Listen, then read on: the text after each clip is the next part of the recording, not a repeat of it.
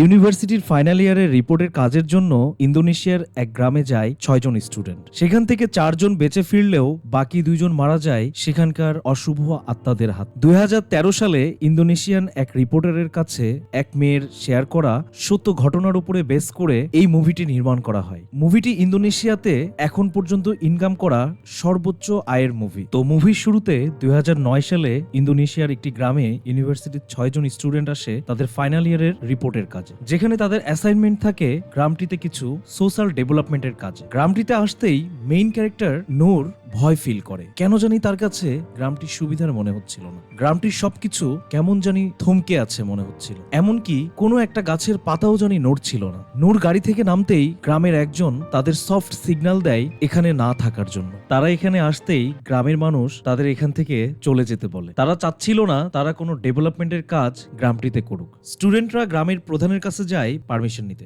গ্রাম প্রধান প্রাভুকে তারা অনেক রিকোয়েস্ট করে শেষমেশ রাজি করাতে পারে, বাট প্রাভু তাদের বলে প্রত্যেকটা জাতির কিছু অতীত থাকে। এই গ্রামেও এক পুরনো জাতি ছিল যারা এখানে নাচ গান করত। জাতিটা বিলুপ্ত হলেও তাদের উপাসনালয়গুলো এখনো এই গ্রামে সুরক্ষিত আছে। তারা যেন কখনোই এই জায়গাগুলোর অসম্মান না করে। প্রাভু জাতিটির কিছু পুরনো জায়গা দেখায়, যেখানে ছিল একটি পুল, যেটি সেই পুরনো জাতির গোসল করার জায়গা ছিল। এই মোমেন্টে আমরা দেখি নূর তার ঘাড়ে বেশ কিছুটা ব্যথা অনুভব করছে। এরপর স্টুডেন্টদের গ্রামটির ভেতরে নিয়ে যাওয়া হয়। যাওয়ার পথে নূর আশপাশ থেকে কোনো নাচ গানের আওয়াজ শুনতে পায়, আর জঙ্গলের মধ্যে সে একজন সুন্দরী মহিলাকেও অদ্ভুতভাবে দাঁড়িয়ে থাকতে দেখে, যেটি তার বান্ধবী বিদ্যাও লক্ষ্য করে। গ্রামে আসতেই প্রভু তাদের গ্রাম সম্পর্কে ব্রিফ করে। মোট হাজারখানেক মানুষের এই পুরনো গ্রামটিতে নেই কোনো ইলেকট্রিসিটি, নেই কোনো স্যানিটারি ব্যবস্থা। এ সময় বিদ্যা প্রভুকে জিজ্ঞেস করে কাছাকাছি কি কোনো অন্য গ্রাম আছে, কারণ সে আসার পথে নাচ গানের আওয়াজ শুনতে পেয়েছিল। প্রভু উত্তর দেয়, না তো, এই গ্রামের আশপাশে কোনো গ্রাম নেই। বাট এই সময়ে আমরা প্রভুকে অনেক চিন্তিত দেখতে পাই। এরপর প্রভু তাদের এক সুন্দরী নামের মহিলার বাসায় নিয়ে আসে, যেখানে মেয়েদেরকে থাকার ব্যবস্থা করে দেয় আর ছেলেদেরকে অন্য এক বাড়িতে থাকার ব্যবস্থা করে। আজ রাতে বিদ্যার ঘুম হচ্ছিল না। সে বারবার সেই নাচ গানের আওয়াজগুলো শুনতে পাচ্ছিল। বিদ্যা উঠে বসে থাকতে দেখে দেয়ালে তার ছায়া বেশ অদ্ভুত আকৃতির। এটি দেখে শুয়ে পড়তেই সে লক্ষ্য করে সে শুয়ে পড়লেও ছায়াটি ঠিক ওভাবেই থেকে যায়। বিদ্যা বেশ চিন্তিত হয়ে পড়ে। আর পাশে শুয়ে আছে নূর, যেখানে আমরা দেখি এক ভয়ঙ্কর বৃদ্ধা মহিলার নূরের মাথায় হাত বোলাচ্ছিল। পরদিন সকালে প্রভু সবাইকে পুলটির কাছে এনে বলে, এই পুলটি পরিষ্কার করে পানি রিফিল করাটাই তোমাদের প্রথম কাজ। এর মধ্যে তারা প্রভুকে জিজ্ঞেস করে তাদের পাশে থাকা ওখানে কি কোনো পূজা করা হচ্ছে কিনা। প্রভু বলে এটি আদিকালের মন্দির। গ্রামটির মানুষ তাদের আদিকালের মানুষদের প্রতি রেসপেক্ট রেখে এখানে অনেকেই পূজা করে। এ সময় ওয়াহি ফান করে বলতে থাকে, এগুলো তো কুসংস্কার, এগুলো করে কি গ্রামের মানুষ শয়তান ডেকে আনে? এ কথা শুনতেই প্রভু ভীষণ রেগে যায়। সে বলে এখানে থাকতে হলে এই গ্রামের মানুষদের ঐতিহ্যকে সম্মান করা উচিত। এর মধ্যে নূরের আবারও ঘাড় ব্যথা শুরু হয়, আর সে জঙ্গলের মধ্যে তাকাতেই দেখে এক ভয়ঙ্কর কালো জন্তু। এরপর প্রভু তাদের একটি কবরস্থানে নিয়ে আসে, যেখানে প্রত্যেকটি কবর কালো কাপড় দিয়ে ঢাকা ছিল। এগুলো অনেক পুরনো আদিকালের মানুষদের কবর, তাই এগুলো সংরক্ষণ করে কালো কাপড় দিয়ে ঢেকে রাখা হয়েছে, এমনটি বলছিল প্রভু। ঠিক এই সময়ে নূর সেখানে হঠাৎ মাথা ঘুরে পড়ে যায়। নূরকে বাসায় পাঠিয়ে প্রভু বাকিদেরকে আরেকটি মন্দিরের কাছে নিয়ে আসে, আর সেখানে বলে কেউ যেন এই মন্দিরের পেছনে থাকা জঙ্গলটাতে কখনোই প্রবেশ না করে। এই জঙ্গলের মধ্যে একটি তাপাক তিলাস নামে একটি প্রাচীন জায়গা আছে, সেখানে গ্রামের সকল মানুষদের সম্পূর্ণভাবে যাওয়া নিষেধ। সেখানে যেন তাদের মধ্যে থেকে কেউ ভুলেও প্রবেশ না করে। পরের দিন স্টুডেন্টরা কথা বলছিল তারা তাদের গ্রুপটিকে 3টা গ্রুপে ডিভাইড করবে, সো দ্যাট তারা অ্যাটলিস্ট 3টা ডেভেলপমেন্টের কাজ করতে পারে। সাথে আয়ু চেয়েছিল বিমাকে তার গ্রুপে রাখতে, কারণ বিমাকে আয়ু বেশ পছন্দ করে। পরের দিন সকালে আয়ুরা খেতে কাজ করছিল। এই সময় বিমা পাশের জঙ্গলটি থেকে আওয়াজ শুনতে পেয়ে জঙ্গলটির ভেতরে প্রবেশ করে। যদিও কিছু না খুঁজে পেয়ে সে ফিরে আসে। এদিকে বিদ্যা আর নূর গোসলের জন্য মন্দিরের পাশে থাকা একটি গোসলখানায় গোসল করতে আসে। আস্তে আস্তে বিদ্যা নূরকে বলছিল, একটা ব্যাপার কি লক্ষ্য করেছো, আমরা এই গ্রামে আসার পর থেকে এখন পর্যন্ত কোনো বাচ্চা দেখতে পাইনি। অতঃপর নূর গোসলে ঢুকতেই সে ফিল করে সেই কালো জন্তুটার উপস্থিতি বোধহয় তার আশেপাশেই আছে। সাথে সে আদিকালের গান শুনতে পায়। নূর এই অবস্থায় আর গোসল করার সাহস পায় না, সে বের হয়ে আসে। অতঃপর সেখানে গোসল করতে ঢুকে বিদ্যা, সেও সেই একই সঙ্গীত শুনতে পায়, বাট পাতা না দিয়ে গোসল করতে শুরু করে। ঠিক এমন সময় কেউ একজন জানি হেঁটে তার পাশে আসছে, যেটির শব্দ বাইরে থেকে শুনতে পায় নূর। নূর ভেতরে দেখতেই দেখে কোনো এক সুন্দরী মহিলা বড় বড় চোখ করে তার দিকে তাকিয়ে আছে। এই অবস্থাতে তারা দুজনই ওখান থেকে চলে আসে। গ্রামটিতে আসার পর থেকে নূর বারবার অসুস্থ হচ্ছিল আর সেই সব অনাকাঙ্ক্ষিত ঘটনাগুলি দেখছিল। তাই প্রভু তাকে গ্রামের এক কবিরাজের কাছে নিয়ে আসে। সেখানে কবিরাজকে নূর সবকিছু খুলে বলতেই কবিরাজ তাকে এক ধরনের শরবত খেতে দেয়, যেটি তার কাছে অত্যাধিক সুস্বাদু আর মিষ্টি লাগছিল। যেটি শুনে প্রভু অ্যান্ড কবিরাজ দুজনই অনেক চিন্তায় পড়ে যায়। এটির কারণ আমরা পরে জানতে পারব। এরপর কবিরাজ সেখানে একটি মুরগি জবাই করে নূরকে বলে, দেখো নূর, তুমি যেই কালো জন্তুটা দেখতে পাচ্ছ সে আদিকাল থেকে গ্রামটিতেই থাকে, বাট কখনো কারো কোনো ক্ষতি সে করেনি। বাট গ্রামের বাইরে থেকে কেউ আসলে জন্তুটি উত্তেজিত হয়ে ওঠে। একথা শুনতেই নূর সেখানে আবারও অজ্ঞান হয়ে পড়ে। আর সেখানে আমরা পেছনে দেখতে পাই এক বয়স্ক অদ্ভুত মহিলাকে। এর মধ্যেই কবিরাজের পাশ থেকে সেই কালো অদ্ভুত জন্তুটি হুট করে এসে মুরগিটি টান দিয়ে নিয়ে জঙ্গলে ঢুকে যায়। আজ রাতে নূর স্বপ্নে দেখছিল তার ঘুম ভাঙে সেই সঙ্গীত আর নাচের শব্দে। বাইরে এসে দেখে বিদ্যা অদ্ভুতভাবে দাঁড়িয়ে আছে। পাশ থেকে একটি সাপ যেতেই বিদ্যা সেই সাপটিকে হাতে তুলে নেয়। আবার এর মধ্যে এটাও দেখা যাচ্ছিল বিদ্যাই স্বপ্ন দেখছে যে তার ঘুম ভেঙেছে আর নূর বাইরে অদ্ভুতভাবে নাচ করছে। এদিকে ঘটনাটি দূর থেকে দেখছে বিমা আর ওয়াহিও। সেখানে তারা দেখছে নূর না, বিদ্যাই সেখানে অদ্ভুতভাবে নাচছে। অ্যাকচুয়ালি এখানে নূর তার স্বপ্নে বিদ্যাকে দেখছিল আর বিদ্যা তার স্বপ্নে নূরকে দেখছিল। এই ঘটনার পর গ্রামে জানাজানি হতেই মিসেস সুন্দরী তাপাকতিলাস নামের সেই মন্দিরটাতে কিছু প্রসাদ রেখে আসে। আর এদিকে বিদ্যা, আয়ু আর ওয়াহিওকে নিয়ে যাওয়া হয় কবিরাজের কাছে। সেখানে তিনজনকে আবার সেই শরবতটি দেওয়া হয়, যেটি বাকি দুইজনের কাছে ভীষণ তিতা লাগলেও বিদ্যার কাছে খুব সুস্বাদু লেগেছিল। অ্যাকচুয়ালি এই শরবতটি ভীষণ তিতা হলেও এটি ওই অপশক্তিদের প্রিয় খাবার, তাই এটি যার কাছে মিষ্টি লাগবে এবং সুস্বাদু লাগবে তার মানে অপশক্তি দ্বারা সে অলরেডি এফেক্টেড। এরপর বিদ্যা প্রভুকে এগুলো তাদের সাথে কি হচ্ছে জানতে চাইলে প্রভু তাকে বলে, এই গ্রামটিতে মানুষের পাশাপাশি জঙ্গলগুলোতে কিছু পুরনো মানুষ অপশক্তি হয়ে গ্রামটিতে এক্সিস্ট করে, যারা গ্রামের কোনো মানুষের কোনো ক্ষতি না করলেও গ্রামটিতে বাইরে থেকে কেউ আসলে তাদেরকে বেশ ডিস্টার্ব করে। আর কেউ যদি তাদের ঐতিহ্য নিয়ে ঠাট্টা তামাশা করে দেন তাদের ক্ষতি করার চেষ্টা এই অপশক্তি করতেই পারে। এদিকে নূরের আরেক ফ্রেন্ড অ্যান্থন নূরকে বলছিল বিমার 2 দিন ধরে আচরণ তার কাছে অন্যরকম লাগছিল। সে জঙ্গলটির মধ্যে লুকিয়ে লুকিয়ে যায়, আবার রাতে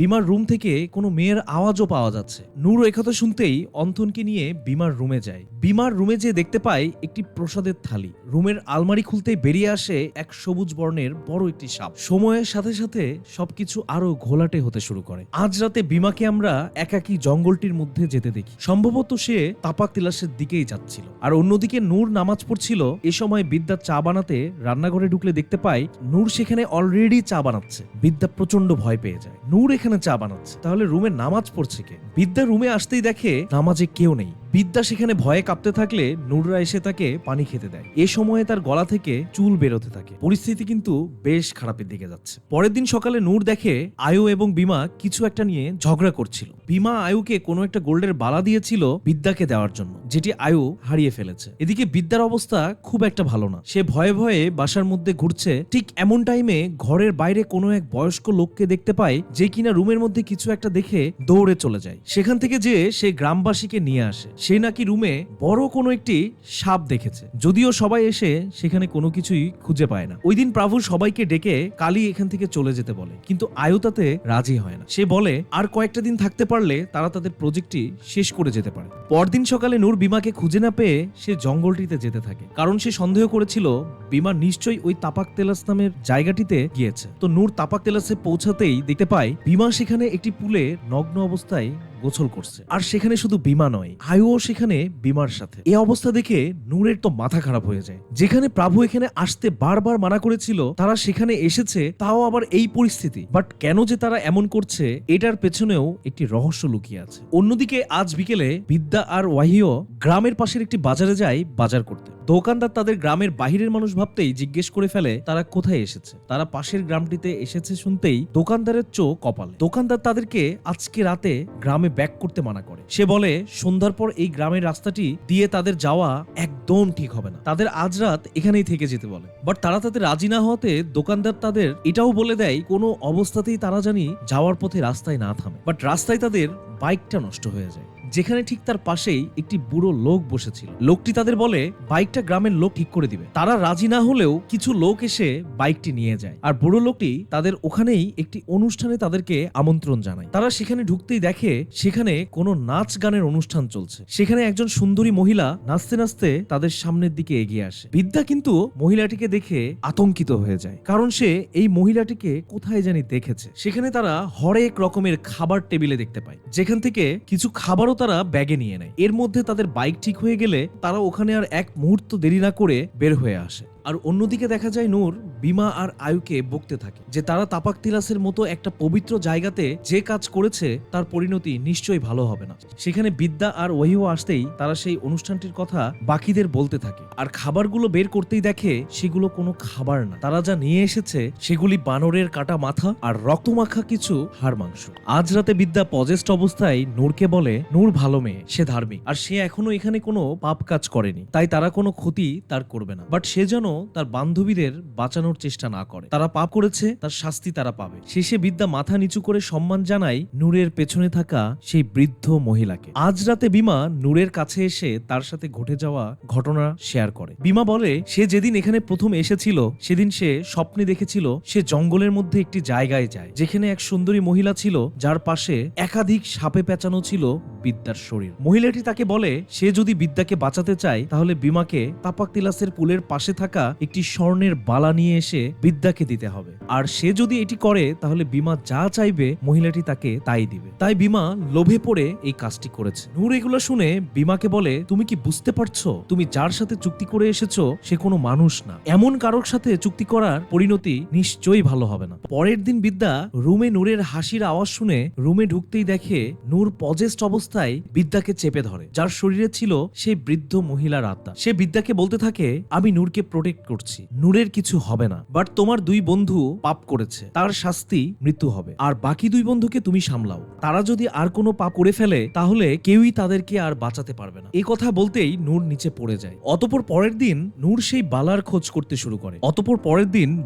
বালার খোঁজ করতে সবার ব্যাগ চেক করতে করতেই সেটি সে বিদ্যার ব্যাগেই পেয়ে যায়। বাট আয়ু তো সেদিন বিমাকে বলছিল সে সেটি বিদ্যাকে দিতে পারেনি, বালাটি সে হারিয়ে ফেলেছে। নূর এ ব্যাপারে আয়ুকে জিজ্ঞেস করলে আয়ু বলে সে বালাটির লোভ সামলাতে না পেরে সেটি সে লুকিয়ে রেখেছিল। বাট একদিন সে রুমে সেই সুন্দরী মহিলাটিকে দেখতে পায়, যে তাকে বলেছিল আয়ু যদি বালাটি বিদ্যাকে দিয়ে দেয় তাহলে সে তাকে একটি কাপড় দিবে, যেটি পরে সে বিমার সামনে গেলে বিমা তার প্রতি আকৃষ্ট হবে আর বিমা আয়ুকে ভালোবাসবে। তাই সে আবারও লোভে পড়ে এই কাজটি করেছে। রাতে নূর সবাইকে এক জায়গায় করে বলে তারা আর এখানে থাকবে না, কাল সকালেই তারা এখান থেকে চলে যাবে, তাতে তাদের প্রজেক্ট কমপ্লিট হোক আর না হোক। আজ রাতে সবাই ঘুমিয়ে পড়তে বিদ্যা দেখে বিমা মশাল হাতে জঙ্গলটিতে প্রবেশ করছে। বিদ্যা বিমাকে ফলো করতে থাকে। বিদ্যা দেখে বিমা ওই তাপাক তিলাস জায়গাটিতে এসেছে, যেখানে সেই সুন্দর মহিলাটির সাথে বিমাকে দেখা যায়। বিমা এখন পুরোপুরি অশুভ শক্তির কন্ট্রোলে। এমন সময় বেশ কয়েকজন এসে বিদ্যাকে ধরে নিয়ে যায়। সেখানে হাজির হয় সেই সুন্দরী মহিলা। সে বিদ্যাকে বলতে থাকে